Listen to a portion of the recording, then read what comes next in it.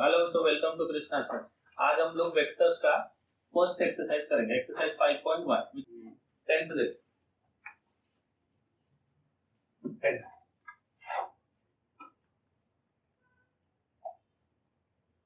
given AB bar equal to given AB bar equal to 2I cap minus 4 into J cap plus 7 into K। A का जो coordinate है y, 5, 0, late b को क्या ले लेंगे x, y, z। समझ गए ना? b का क्वांटिटी पूछा है ना, तो let a bar is equal to कितना होगा, इसका पोजीशन मतलब i plus 5j plus 0 into k and b bar is equal to कितना हो जाएगा, b bar equal to x into i cap, y into j cap, z into k, x into i cap plus y into j cap plus z into k cap। देखो ab bar equal to कितना होगा, तो ab bar will be equal to b bar minus a bar, ऐसा होता है ना। तो कितना हो जाएगा, देखो xi माइनस i, तो ऐसा हो जाएगा x minus 1 into i cap plus y minus 5 into j cap, z minus 0 मतलब प्लस z into k, ऐसा हो गया। अब ab बार इक्वल टू ये है ना, अरे है कि नहीं, ab बार की जगह क्या लिख देंगे, 2y minus 4j plus 7k, coefficient को इक्वेट कर दो। तो बाय देखो बाय इक्वेटिंग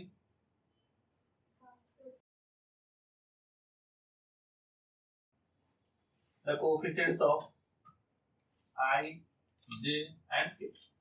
I का कोएफिशिएंट देखो तो कितना x माइनस 1 और j I का कोएफिशिएंट कितना 2, y का कोएफिशिएंट हो गया y माइनस 5 और y का कोएफिशिएंट हो गया माइनस 4 एंड k का कोएफिशिएंट हो गया z और k का कोएफिशिएंट हो गया 7। तो x हो गया 3, y हो गया माइनस 4 प्लस 5 मतलब 1 एंड z हो गया 7। तो देखो b का कोऑर्डिनेट आ गया, b का कोऑर्डिनेट आ गया 3, 1, 7। यही पूछा था, a b बार लिखे आओ, b को x y z करके फिर सॉल्व हो गया। 10 11th वाला देखो तो क्या दिया, 11th गिवन है कि a का जो कोऑर्डिनेट है वो 3, 2, माइनस 4 और जो b है वो 9, 8, माइनस 10 एंड c कितना है -2, -3, 1। c है -2, -3 है 1 है ना। a b बार बताओ कितना होगा, what about a b bar, a b बार हो जाएगा b बार माइनस a बार ना, माइनस करो 9 माइनस 3 कितना हो गया 6 into i cap, 8 minus 2 ये 2 है बचा, 8 minus 2 again 6 into 8 minus 10 plus 4 तो minus 6 into 8, 6 को कॉमन ले लो तो i plus j minus k, 6 से डिवाइड कर लो, therefore ab upon 6 is equal to कितना हो गया i plus j plus 2, इसको इक्वेशन 1 ये भी बार हो गया है ना। अब bc बार ढूंढो, तो bc bar equal to c bar minus b bar, minus करो -2 -9 कितना हो गया -11 into i cap, -3 -8 again -11 into j cap, 1 plus 10 plus 11 into k cap। तो अगर 11 को कॉमन ले लेंगे, ये माइनस यहाँ इधर एक -11 को कॉमन ले लोगे तो ये i plus j minus k हो जाएगा।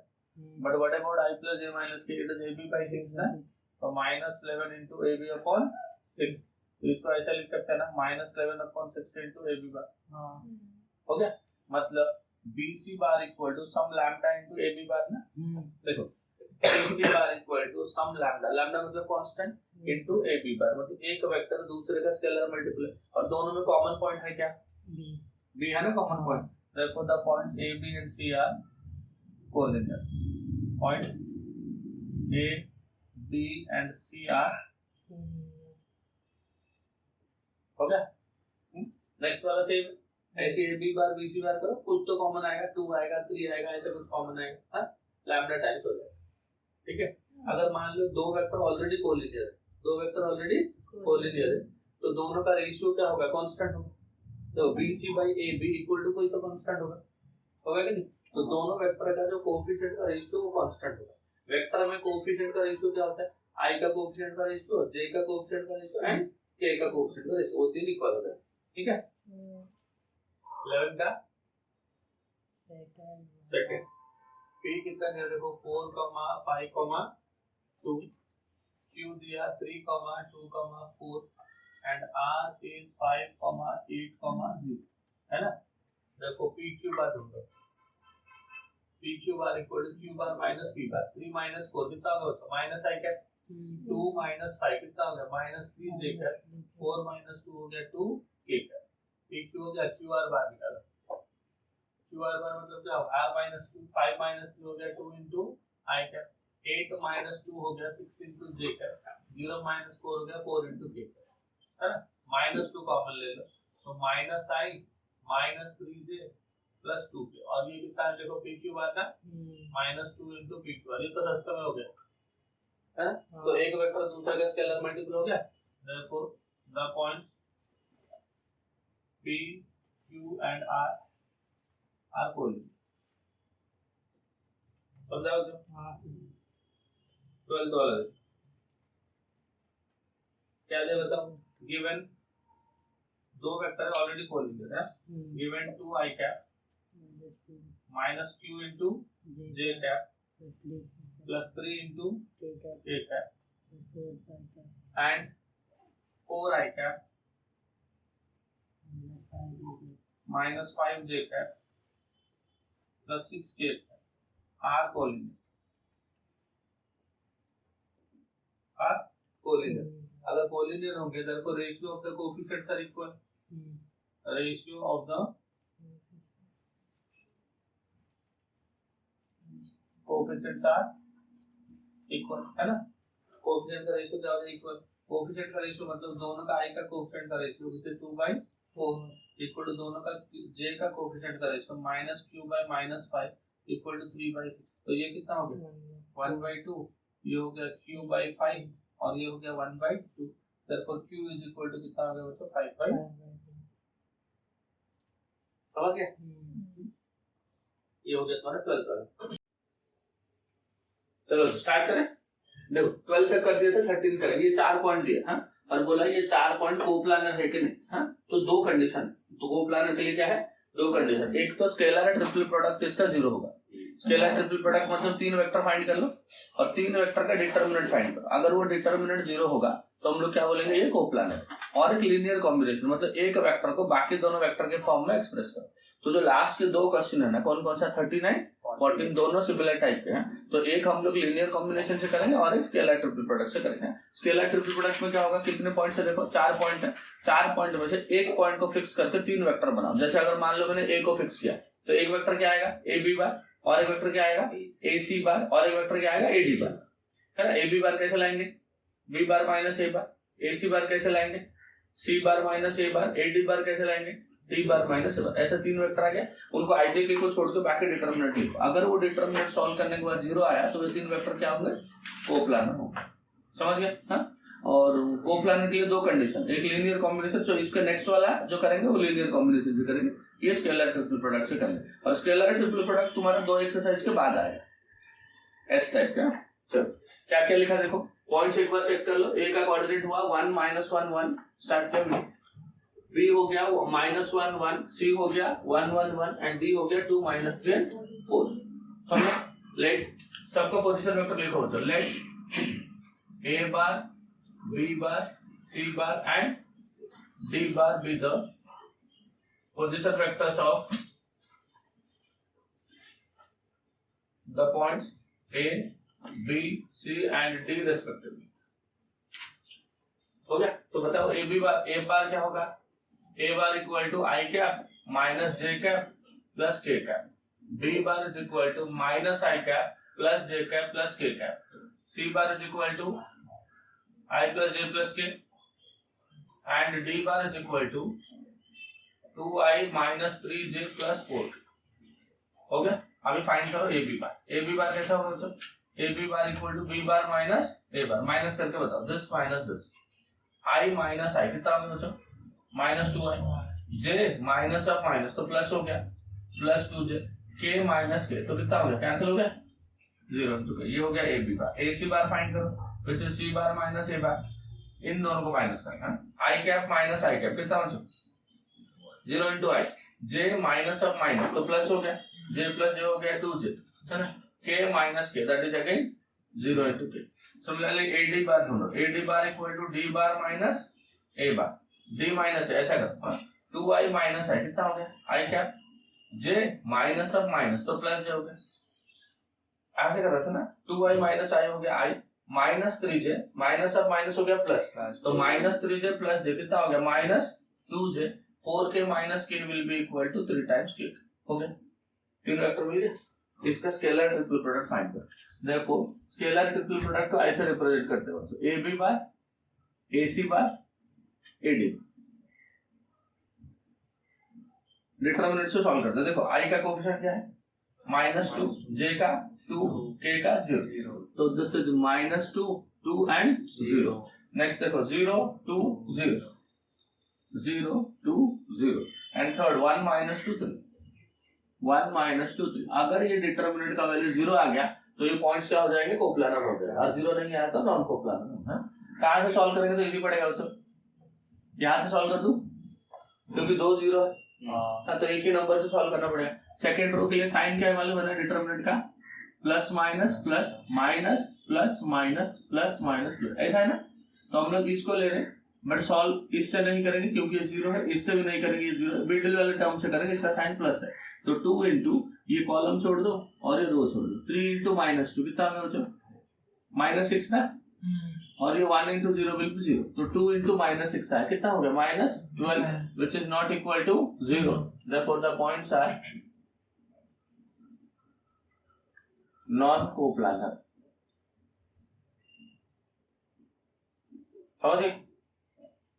समझे? और एक टेक्निक भी है, A B bar equal to क्या लिखेंगे x into A C bar plus Y into A D bar, हाँ दो कांस्टेंट लेके लिखो, फिर x और y का वैल्यू फाइंड करके सब्स्टिट्यूट करके चेक कर सकते हो, that is called linear combination है। समझ गए तुमको? हाँ अब देखो और एक टेक्निक है that is called linear combination.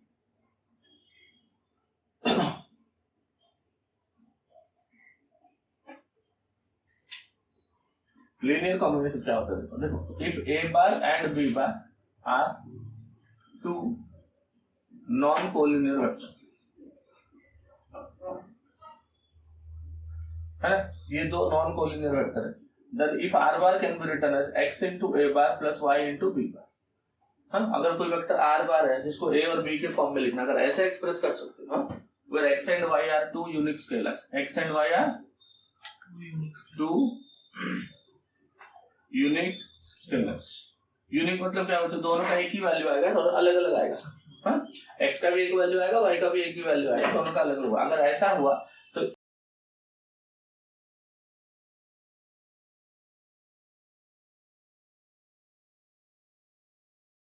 अगर देखो तीन वेक्टर आएगा x इंटू ए bar plus Y into B bar plus z into c bar, ऐसा रहेगा तो इसको क्या बोलेंगे linear combination.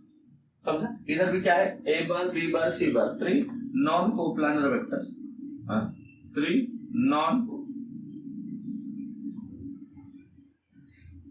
non coplanar vectors, x y and z are 3 unique scalars।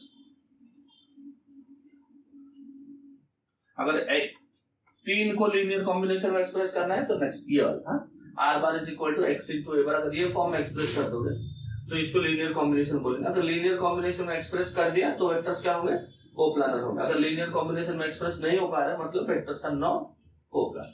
समझ गए?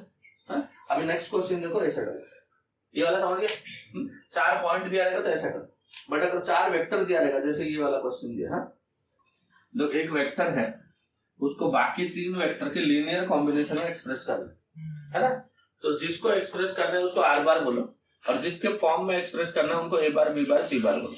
पहला वेक्टर को क्या लिखो आर बार, बाकी जो 3 दिया है उसको ए बार बी बार सी बार। अगर आर को ए बी सी के लीनियर कॉम्बिनेशन में एक्सप्रेस करना है मतलब क्या लिखना है, r bar is equal to x into A bar plus Y into B bar plus z into c bar. ऐसे सॉल्व करके जाओगे तो आपको 3 इक्वेशन मिलेंगे। कितने इक्वेशन मिलेंगे? 3 इक्वेशन। वो 3 इक्वेशन को सॉल्व करके एक्स वाई जेड की वैल्यू ढूंढो। चलो बढ़े आगे। देखो 40 वाला किसको एक्सप्रेस करना है बताओ sir. Given R bar is equal to minus I cap minus 3j cap plus 4 cap, A bar is equal to 2i plus j minus 4k, b bar equal to 2i minus j plus 3k and c bar is equal to 3i plus j minus 2. हो गया? एक बार check करो r bar क्या हो minus I minus 3j plus 4k, A B C check करो 2i plus j minus 4k, 2i minus j plus 3k, 3i plus j minus 2k. अभी करना क्या है, देखो r को a b c के लीनियर कॉम्बिनेशन में express करना है. जैसे मैंने बताया था आपको, we need to express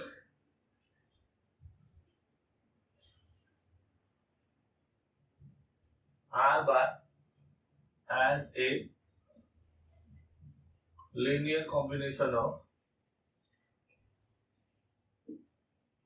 a bar, b bar and c bar.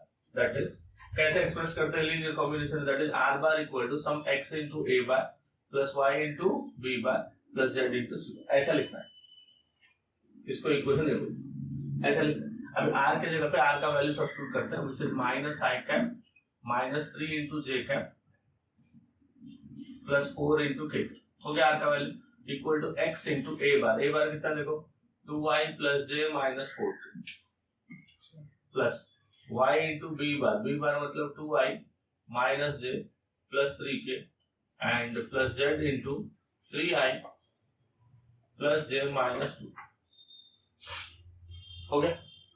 r bar equal to x into this plus y into this plus z into this. अब देखो लेफ्ट हैंड साइड जो है वो ijk के फॉर्म में, left hand side कौन से form में है? ijk के फॉर्म में. राइट साइड को भी ijk के फॉर्म में लिखना. अब मुझे बताओ i वाले कितने टर्म्स है लेफ्ट राइट साइड में?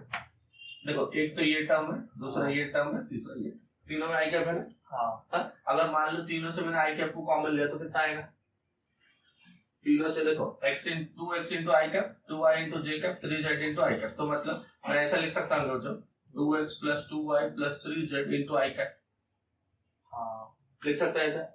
j की बात करते हैं, x into j, j cap को मैंने कॉमन लिया तो ये आएगा x, y into j but minus sine है, z into j प्लस z into j cap, then plus ये देखो k का कोफिशिएंट माइनस 4x.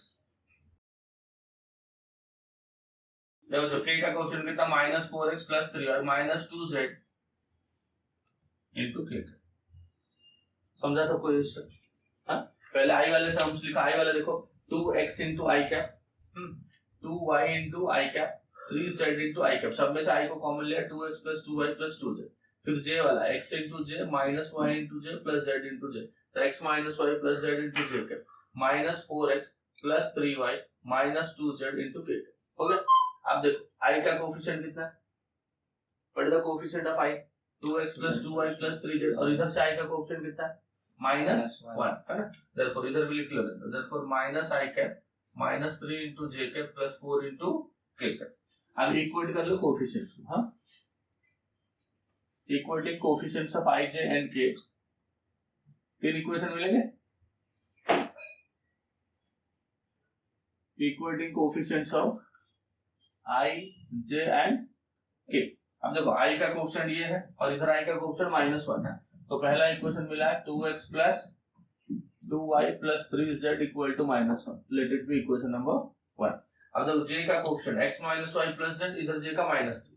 तो x minus y plus z equal to left side से कितना माइनस 3. राइट देखो right side में k का coefficient minus 4x plus 3y minus 2z minus 4x plus 3y minus 2z equal to k का coefficient is 4. हो गया तीन equation. हो गया. अब ये तीन को सॉल्व करना है. ये तीन को सॉल्व करके हमें एक्स वाई जेड लाना. समझेंगे? अब देखो कैसे सॉल्व करेंगे. मतलब बहुत सारे मेथड्स, जैसे मैट्रिक्स में सीखे हो ना, matrix inversion method, reduction method. 11th में सीखे थे कौन सा, डिटरमिनेंट में क्रैमर्स रूल. ये सब कर सकते हो. और एक तरीका है सब्स्टिट्यूशन मेथड भी कर सकते हो. कौन सा इक्वेशन थोड़ा छोटा लग रहा है, देखो सिंपल लग रहा है या छोटा एक्सप्रेशन लग रहा है?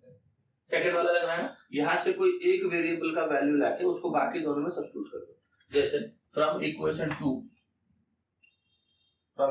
2 अगर मैं y का वैल्यू लाऊं, माइनस y को उस साइड ले लो, y is equal to minus 3 इधर आएगा तो it become x plus y plus. हो गया. इसको लेके 1 and 3 में यूज करो. Using in 1 and 3. पहले 1 में यूज करो 2x plus 2 into Y, Y मतलब x plus Z plus 3 into Z equal to minus. Simplify करो 2x प्लस 2x कितना होगा बच्चों 4x हो गया, ये 2z प्लस 3z कितना हो जाएगा 5z, ये 2 इंटू 3 हो गया 6 उधर ले लिया, -1 minus 6 will be equal to -7 है ना। तो देखो y का वैल्यू हमने कहां से लाया 2 से लाया, 2 से लाने के बाद किस में सब्स्टिट्यूट किया 1 में, अब किस में करेंगे 3 में ना, and -4x plus 3 into y का value is x plus y plus z minus 2z is equal to 4।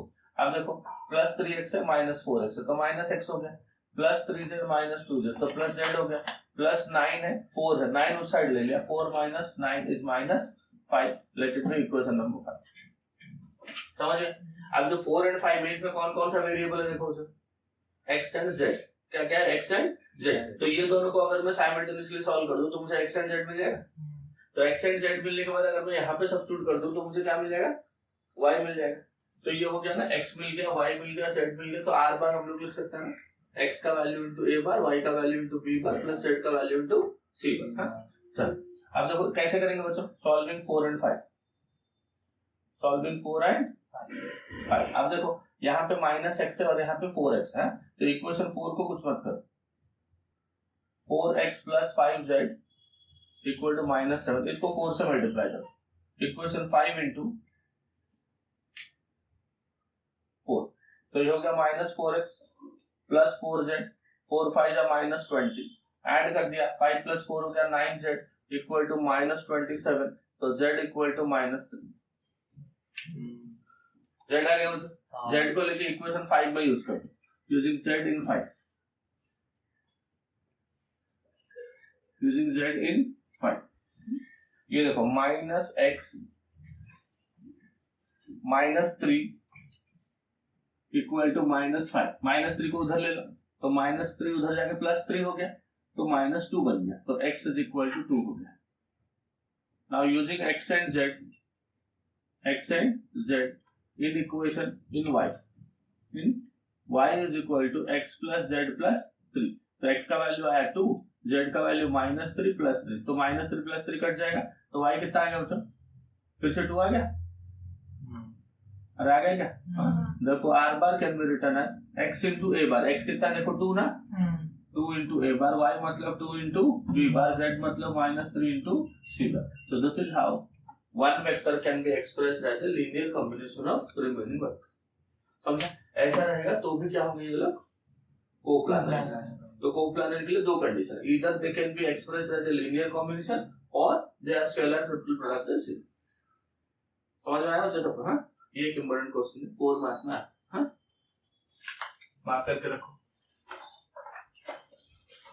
Questions mark करो तो जो इंपॉर्टेंट है ये एक्सरसाइज है। क्वेश्चन नंबर 4 किया, क्वेश्चन नंबर 4 7